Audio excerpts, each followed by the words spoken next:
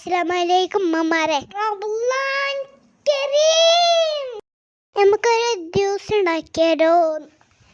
ഒരു ക്യാരറ്റ് പപ്പായ ജ്യൂസ്. ആദ്യം ക്യാരറ്റ് വേവിക്കാം. അപ്പോൾ ക്യാരറ്റ് റെഡി. ഇനി പപ്പായ എടുക്കാം. പിന്നെ വേവിച്ച് കട്ട് ചെയ്യാം. പിന്നെ പപ്പായ കട്ട് ചെയ്യാം.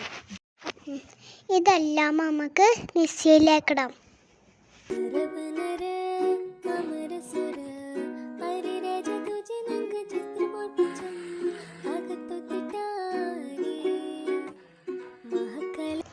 എന്നിട്ട് നന്നായിട്ട് അടിച്ചെടുക്കാം.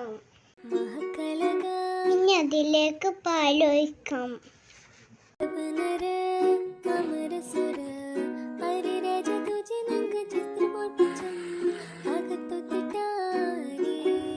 നമുക്ക് ആവശ്യത്തിന് പഞ്ചസാര ഇടാം.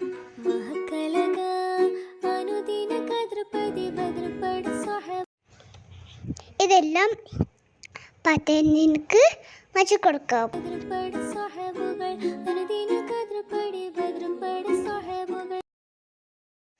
അപ്പോൾ നമ്മളെ ജ്യൂസ് റെഡി.